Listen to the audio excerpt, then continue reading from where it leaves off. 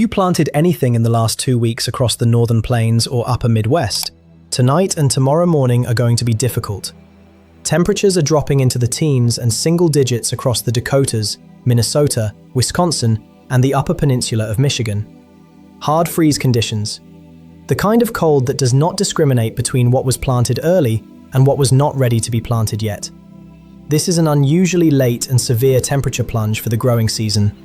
And for anyone who got into the fields early, thinking the warm stretch was a sign that spring had locked in, this cold is going to sting. Cover what you can. The window to act is shrinking. Now let's look at the full picture, because today's freeze and yesterday's squall line are only part of a pattern that is setting up to be significantly more complex over the next several days. The immediate story today along the East Coast is a marginal severe weather threat. The Mid-Atlantic, southern New Jersey, Delaware, Maryland, coastal Virginia, the Outer Banks, and eastern South and North Carolina is dealing with a passing cold front. 60-mile-per-hour wind gusts and quarter-sized hail are possible ahead of this front. Not a major event, not a widespread tornado threat, but enough to cause property damage and make driving difficult during the most active window this afternoon. Once this front moves through the southeast, the cold air behind it arrives, and that cold air is going to interact with a region that is already in a deeply abnormal moisture situation. Georgia's low country, South Carolina, northern Florida. The dew points in these areas right now are running at levels you would expect in the middle of the desert, not along the southeastern coastline in April. The drought here has driven the moisture out of the surface layer to an unusual degree. And when you combine extremely dry surface air with gusty winds behind a cold front, you have fire weather conditions that are genuinely dangerous. Wildfires are an elevated concern across the entire southeast right now, and this pattern is not going to deliver meaningful relief to these areas. The fronts moving through are too dry. The moisture that is streaming into the country from the Gulf is going north and west, toward the plains and Midwest, not east toward Georgia and Florida. The southeast is going to remain persistently dry through at least the middle of the month. Now I want to transition to the piece of this forecast that deserves the most attention. Not because it is happening today, but because it is developing in the background right now, and the signal is unusually strong.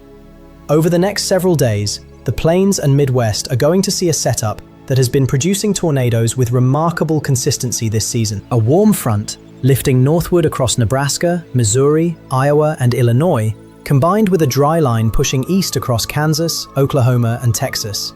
Two separate atmospheric boundaries, each capable of triggering storms independently.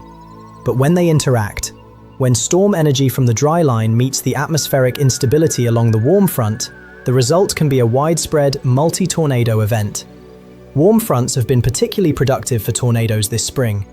The reason comes down to the atmospheric structure along those boundaries. The wind shear on the warm side of a warm front, the horizontal rotation that gets tilted into vertical rotation by a rising thunderstorm, is often exceptionally strong. The low-level jet that feeds moisture into the system strengthens overnight, which means warm front tornadoes frequently happen after dark. Rain-wrapped, fast-moving, difficult to detect visually. The tornado threat along warm fronts this season has materialized almost every time the setup has aligned, and the setup coming later this week is aligning. There is one more reason warm front tornadoes deserve special attention. Unlike classic plains supercells, which tend to develop in the open, away from populated areas, giving people time to see them approaching, warm front tornadoes often develop directly over populated areas. They can hit a neighborhood, a subdivision, a small city that is right on the frontal boundary, with virtually no visual warning to the people inside. By the time the sirens sound, the circulation may already be within 1 or 2 miles. Your response time is measured in seconds, not minutes. Have your shelter location identified in advance. Do not wait for a warning to start thinking about where you would go. The dryline component adds a separate element to the threat. Across Kansas, Oklahoma, and Texas, discrete supercells firing along the dryline in the late afternoon will be capable of producing significant, long-track tornadoes in addition to very large hail and damaging winds. The Southern Plains threat is more classic. Visible, daytime, discrete supercell development. The warm front threat further north is more dangerous per warning.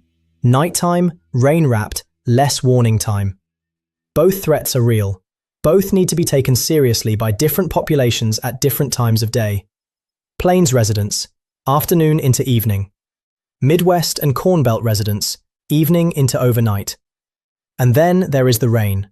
The sheer volume of rainfall heading into the central United States over the coming days is going to compound an already significant moisture problem. The Corn Belt, the agricultural core running from Kansas and Nebraska through Iowa, Illinois, Wisconsin, and into Michigan, is going to receive days of heavy rainfall from this system and the systems that follow it. The Upper Mississippi River is already running elevated. The Wisconsin River is in a similar position. When several inches of additional rainfall drop into an already saturated river basin over a matter of days, the flood risk shifts from isolated and localized to widespread and serious. For farmers in Iowa, Illinois, and Wisconsin who are trying to get into the fields, this pattern creates a very difficult window. The ground that needs to dry out enough for fieldwork is about to get wetter, and it is going to stay wet. Planting delays in the Corn Belt compound quickly. Every week behind the optimal planting window narrows the potential yield for the entire growing season. This is not just a weather story. For the agricultural communities across Iowa, Illinois, and the surrounding states, it is an economic story that will play out through the summer. The mid-April severe weather and rainfall pattern does not offer a meaningful break for agriculture. It piles on. Let me also address the western part of the country briefly. Because California is finally seeing some movement in the right direction, the northern Sacramento Valley and parts of central California are going to receive some beneficial rainfall over the coming days. This is not a drought-ending event for California, but it is a welcome shift, particularly for the northern portions of the state that have been watching moisture consistently go elsewhere all season. The desert Southwest, however, continues to remain locked in dry, windy conditions with elevated wildfire risk. Arizona and New Mexico remain in the hot, dry pattern that has made this one of the more concerning early fire seasons for those states. And one more element, looking even further out than the next several days. There is a signal developing in the long-range atmospheric models that deserves a mention, though the details are too uncertain to treat as a reliable forecast at this range. The possibility of a significant El Niño event developing later in 2026 is being discussed within the meteorological community. El Niño, a warming of the central and eastern Pacific Ocean surface, has historically significant implications for weather patterns across the United States. A strong El Niño winter, if it materializes, would favor above-normal precipitation in the southern tier of the country, warmer than normal temperatures across the northern tier, and generally active weather along the Gulf Coast and southeast. It is too early to say with confidence whether this signal will verify, but it is worth keeping in mind as the season progresses. Let's bring it all together with your timeline.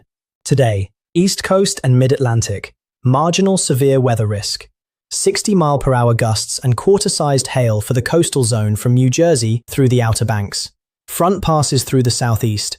Fire weather conditions develop behind it across Georgia, South Carolina, and northern Florida. Hard freeze tonight into tomorrow morning for the Dakotas, Minnesota, Wisconsin, and the Upper Peninsula. Protect any plantings that are in the ground. Coming days. Phase 2 transition. A system dropping out of Canada brings showers and storms from Kansas City through Chicago and Detroit. Wind gusts 30 to 50 miles per hour across the plains and Midwest. Snow returns across the Canadian prairies and upper Midwest. Later this week, dryline and warm front setup. Severe weather targeting Kansas, Oklahoma, and Texas along the dryline. Afternoon and evening, discrete supercells, tornado potential, very large hail. Simultaneously, warm front setup across Nebraska, Missouri, Iowa, and Illinois.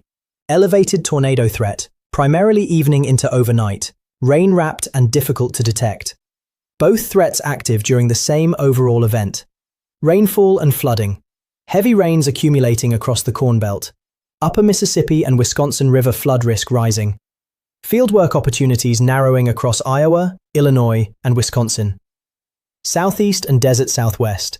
Persistent drought and wildfire risk. No meaningful rainfall expected through mid-month. Fire weather conditions remain active. Long range. El Niño signal developing. Too early for firm forecasts, but worth monitoring. We will cover this in detail as it develops. We will keep watching all of it. See you in the next update.